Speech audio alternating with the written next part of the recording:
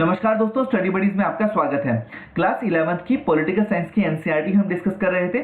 Chapter 1 के हम already 2 parts discuss कर चुके हैं। इस डिस्कशन में हम पार्ट 3 को डिस्कस करेंगे।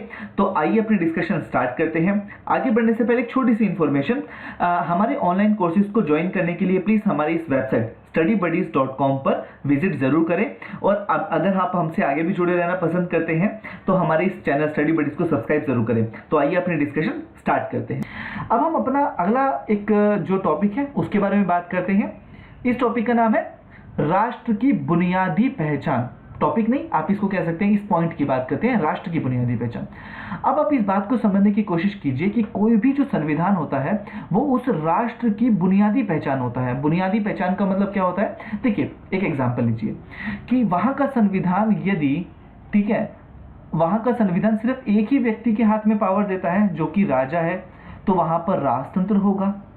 ठीक है, यदि वहां पर लोगों के द्वारा वो कानून बनाए जाते हैं, लोग अपनी सरकार चुनती है, तो वो जो है लोकतंत्र होगा वो संविधान। यदि उस संविधान में सेना के पास ज्यादा पावर है तो सेना का शासन होगा। तो आप ये बात समझ रहे हैं कि एक संविधान के द्वारा ही उस राष्ट्र की पहचान होती है। ठीक है, संविधान जो है किसी समाज की बुनियादी पहचान होता है। इसका मतलब क्या है कि संविधान के माध्यम से ही किसी समाज की एक सामूहिक इकाई के रूप में पहचान होती है। अब आप बात समझिए, देखिए, जब आप चाइना जाते हैं तो मतलब चाइना के बारे में पढ़ते हैं तो आप ये पढ़ते हैं कि चाइना जो है अपने लोगों को कोई अधिकार नहीं देता, कोई स्वतंत्रताएं नहीं देता है। तो वो उस संविधान में वहां की जो पार्टी है, कम्युनिस्ट पार्टी ऑफ चाइना, उसके हाथ में ज्यादा पावर है। तो वहां के संविधान के द्वारा ही तो उस राष्ट्र की पहचान हो रही है। अब हमने अपने लोगों को ज्यादा अधिकार दिए हैं। हमारे यहाँ पर इंडिया में सभी लोगों को मौलिक अधिकार दिए गए हैं, सभी लोगों को स्वतंत्रताएं दी गई हैं। तो इसीलिए हमारे सभी लोगों की जो पहचान बनती है वो हमारे संविधान से बनती है। ठीक है, इस सामूहिक पहचान को बनाने के लिए इस संबंध में हमें कुछ बुनियादी नियमों पर सहमत होना पड़ता है। देखो, हम सब जो है कुछ नियमों को मान लेंगे, हम सभी लोग उस नियमों को मानते हैं, इसीलिए तो हम सबकी, देखो, अगर मान लो सभी लोग कुछ नियमों को मान रहे हैं तो सभी लोग तो उन्हीं नियमों के अनुसार उन पर शासन हो रहा है। आपको मैं इसको इस तरह से समझाता हूँ, इस बात को बड़े ध्यान से समझिएगा। जब हम देश की बात करते हैं, ठीक है, तो देश में दो तरह के लोग होते हैं। ठीक है, एक होते हैं शासक और दूसरे होते हैं शासित। अब इस बात को समझिए, शासक लोग वो होते हैं जो शासन करते हैं, जो सरकार चलाते हैं। शासित वो लोग होते हैं जिनके ऊपर शासन होता है, जैसे आम लोग। ठीक है ना। अगर सभी लोगों के पास सभी लोग एक ही तरह के संविधान के अनुसार शासन कर रहे हैं तो उन लोगों की पहचान भी तो वही होगी। ठीक है ना। जैसे कि हम पर शासन कैसे होगा, हम शासितों में, शासित मतलब जिन लोगों के ऊपर शासन हो रहा है, उन लोगों में कौन कौन लोग होंगे। ठीक है ना। अच्छा, संविधान को बनने से पहले हम सबकी अलग अलग जो है पहचान होती है, लेकिन फिर हम क्या करते हैं, हम अपनी पहचान को, जैसे कि आज हम जो है लोकतंत्र है, तो आज हमारी पहचान क्या है, लोकतंत्र के रूप में होती है कि हम सभी लोग वोट डालने जाते हैं। ठीक है, लेकिन कुछ बुनियादी नियमों और सिद्धांतों पर सहमत होकर के हम अपनी एक राजनीतिक पहचान बनाते हैं। राजनीतिक पहचान क्या है, हम सभी लोग जो है, जो भी 18 साल से ऊपर हैं, वो वोट डालेंगे। सभी वोट की वैल्यू जो है एक ही होगी, एक वोट एक वैल्यू होगी। सभी, कोई भी लोग जो है वोट डाल सकता है, कोई उनसे भेदभाव नहीं होगा। तो ये हमारी राजनीतिक पहचान ही तो बनी। दूसरा, जो संवैधानिक जो नियम होते हैं, अब आप इस बात को ध्यान से समझिए, संवैधानिक नियम का मतलब होता है जो नियम संविधान में लिख दिए जाते हैं। ठीक है, संवैधानिक नियम हमें एक ऐसा विशाल ढांचा प्रदान करते हैं जिसके अंतर्गत हम अपनी व्यक्तिगत आकांक्षाओं, लक्ष्य और स्वतंत्रताओं का प्रयोग करते हैं। इसको समझने की कोशिश कीजिए, कंफ्यूज बिल्कुल मत हो। कि संविधान ही हमें एक ऐसा ढांचा प्रदान करता है। ढांचे का मतलब होता है कि ये संविधान में ये लिख दिया गया है ना कि हमारी व्यक्तिगत आकांक्षाएं क्या है, मतलब आकांक्षाओं का मतलब है हम क्या चाहते हैं, वो सारी बातें संविधान में लिख दी हैं। हमारे समाज का लक्ष्य क्या है और हम किन स्वतंत्रताओं का प्रयोग कर सकते हैं और कब उनके ऊपर प्रतिबंध लगाए जा सकते हैं। तो यही बातें सारी संविधान में लिख दी जाती हैं। ठीक है, जब भी आप बुक पर ये वीडियो लेक्चर देख रहे हो तो ये बुक हमेशा साथ जरूर रखें।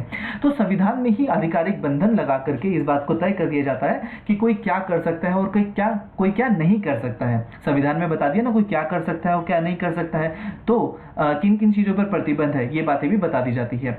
और सबसे बड़ी बात यह है कि तीसरी और अंतिम बात, कि यही बात संभव हो सकी है कि विश्व के जितने भी संविधान है पूरे वर्ल्ड में, उन्होंने सभी प्रकार के संविधानों में इस बात को स्वीकार किया जाता है कि लोगों को कुछ राजनीतिक और नैतिक अधिकार जो है वो दे जरूर।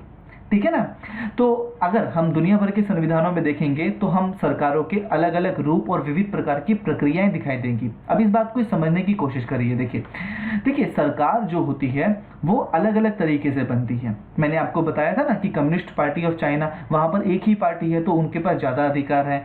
भारत में जो है जब सरकार बनती है तो चुनाव होते हैं, सभी लोग जो है चुनाव में भाग लेते हैं, तब सरकार बनती है। जैसे भारत में संसदीय प्रणाली है, ठीक है, संसदीय प्रणाली को अपनाया गया है। इस बारे में हम नेक्स्ट चैप्टर में पढ़ेंगे।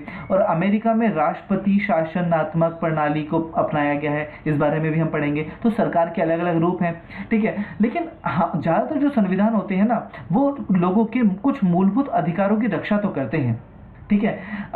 और मतलब इतनी पावर जो है सरकार को देते हैं कि वो उन लोगों के अधिकारों को छीन ना पाए, ठीक है। तो इसी वजह से जो संविधान होता है वो किसी भी राष्ट्र की पहचान होता है, ठीक है। हर संविधान जो है अपने लोगों को कुछ अधिकार देता है और वही अधिकार लोगों की पहचान बनते हैं। एक बात को ध्यान रखिएगा कि ना मतलब भाई पहले क्या हुआ कि हर राष्ट्र ने अपने लोगों की अलग अलग पहचान बनाई।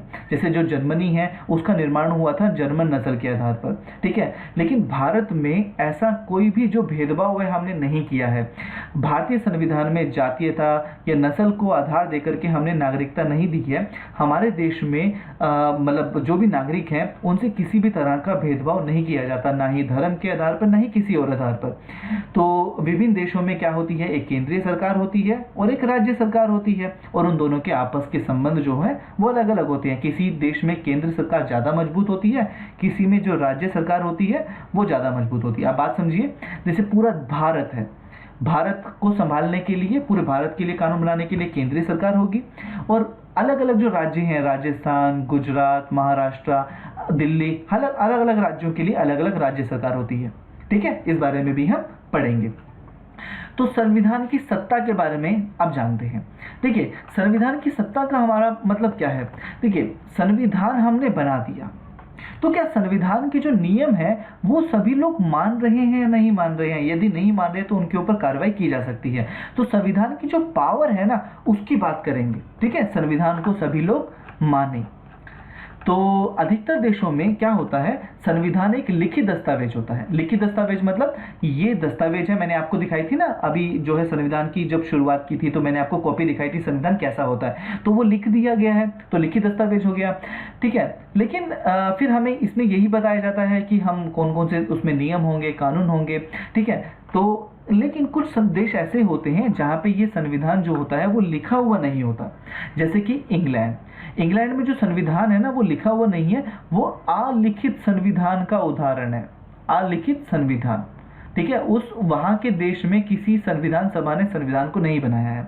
लेकिन ना ऐसा नहीं है कि वहाँ पर कोई कानून नहीं है, कोई नियम नहीं है, बल्कि उनके पास ना ऐसे दस्तावेज हैं और ऐसे निर्णयों की लंबी श्रृंखला है जिसे सामूहिक रूप से संविधान कहा जाता है। इस बात को समझिए। देखिए वहाँ पर ना जैसे वहाँ पर जो सरकार ने काफ़ी जो नियम बनाए हैं, एक तो वो, दूसरी बात है वहाँ पर जो न्यायालयों ने, जो वहाँ के जो कोर्ट हैं उन्होंने जो अपने निर्णय दिए हैं, ठीक है, उनको वहाँ पर जो प्रथाएं चलती हैं, जैसे जो कल्चर्स हैं ना वो जो चलते आ रहे हैं, उन सभी को जो है मिला करके संविधान का रूप दे दिया गया है, उनको ही संविधान मान लिया गया है, ठीक है। एक बात ध्यान रखिएगा कि B.R. अम्बेडकर जी ने एक बहुत महत्वपूर्ण बात बोली थी कि अगर संविधान में हम कितने ही अच्छे नियम क्यों ना लिख दें, कितनी ही बढ़िया बातें क्यों ना लिख दें, यदि वो संविधान लोगों द्वारा नहीं अपनाया जाएगा तो वो संविधान में लिखी हुई बातें बेकार जाएंगी, ठीक है। लेकिन विश्व में अनेक संविधान सिर्फ कागज पर ही होते हैं। थोथे शब्द का मतलब होता है सिर्फ शब्दों में लिख दिया गया है। जैसे अगर हम मान लो कि कोई नियम बनाते हैं कि सुबह 6 बजे उठना है और अगर हम नहीं उठ रहे हैं तो भैया वो वहाँ पर वो सिर्फ लिखा हुआ वर्ड है, वो थोथे शब्द है, वो असल में हम अप्लाई नहीं कर रहे हैं। अगर हमारे स्कूल में लिखा गया है, मतलब हमारे जो स्कूल के नियम है उसमें लिखा गया है कि कोई भी बच्चा जो है वो चीटिंग नहीं करेगा, अगर चीटिंग हो रही है तो वो वहाँ पर वो वहाँ का स्कूल का संविधान जो है, वो नियम जो है वो लागू नहीं हो रहे हैं, बल्कि वो सिर्फ थोथे शब्द हैं, ठीक है।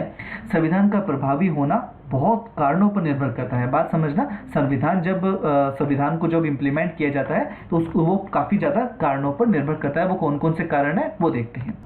देखिए सबसे महत्वपूर्ण बात है कि संविधान को प्रचलन में लाने का तरीका। बात समझिएगा, प्रचलन का मतलब क्या होता है। देखिए जिन लोगों ने संविधान को बनाया और संविधान के जो नियम है, जो संविधान में जो लोगों को अधिकार दे रखे हैं, वो सभी लोगों को पता हो, ठीक है ना, तभी तो वो प्रचलन में लाया जाएगा।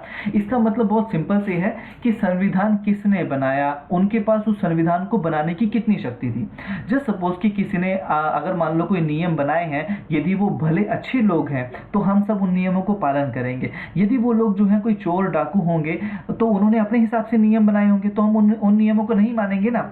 तो संविधान प्रचलन में तभी तो आएगा जब लोगों को ये विश्वास होगा कि जो नियम बनाए गए हैं वो किसी ऐसे लोगों ने बनाए हैं जो हमारे देश का भला चाहते थे। तो उन लोगों को पता होना चाहिए कि संविधान किसने बनाया, क्या उनके पास इसको बनाने की शक्ति थी, ठीक है। अब आप देखते हैं कि काफ़ी जो देश हैं वहाँ पर सैनिक शासकों ने या अलोकप्रिय नेताओं के द्वारा जो संविधान बनाए गए हैं वहाँ पर उन लोगों ने उसको नहीं माना है। जैसे सैनिक शासकों ने कैसे, जैसे पाकिस्तान का उदाहरण लेते हैं, पाकिस्तान में आज की डेट में लोगों के पास उतने अधिकार नहीं है, वहाँ पर सैनिक शासन है। या अलोकप्रिय नेताओं के द्वारा अगर कोई कानून बनाए जाते हैं तो वहाँ पर लोग उसको नहीं अपनाते हैं। जैसे विश्व के जो सर्वाधिक सफल संविधान है, विश्व में जो जितने भी संविधान है उनमें जो सफल संविधान है वो भारत का संविधान, दक्षिण अफ्रीका का संविधान और अमेरिका का संविधान है। भारत का संविधान जो है, हमारे संविधान को औपचारिक रूप से संविधान सभा के द्वारा बनाया गया था। मैंने आपको बताया था कि सभा का मतलब होता है जहाँ पे लोग इकट्ठे हो जाते हैं, ठीक है। संविधान का मतलब, संविधान सभा का मतलब हो गया कि संविधान को बनाने के लिए वो लोग इकट्ठे हुए हैं, ठीक है। तो उन्होंने बनाया। तो ये कब से कब तक बनाया गया? ये बनाया गया दिसंबर 1946 से लेकर नवंबर 1949 तक। अभी मैं आपको एक बात बताता हूँ, देखिए 26 नवंबर को हमारा 1949 को हमारा संविधान बनकर तैयार हो गया था, ठीक है। लेकिन हमने इसको लागू कब किया? 26 जनवरी 1950 को। इस दिन हम जो है क्या बनाते हैं, जैसे इसको हम मनाते हैं गणतंत्र दिवस या रिपब्लिक डे, ठीक है ना। और 26 नवंबर को हम मनाते हैं कॉन्स्टिट्यूशनल डे, मतलब संवैधानिक दिवस, ठीक है। अब आपको ये बात समझ आ गई होगी। तो राष्ट्रीय आंदोलन में जो देखिए, हमने हमारा संविधान को बनाने से पहले हमने देश को आजाद कराने के लिए राष्ट्रीय आंदोलन लड़ा, ठीक है। उसमें हमारे समाज के सभी वर्गों को एक साथ ले चलने की विलक्षण क्षमता थी।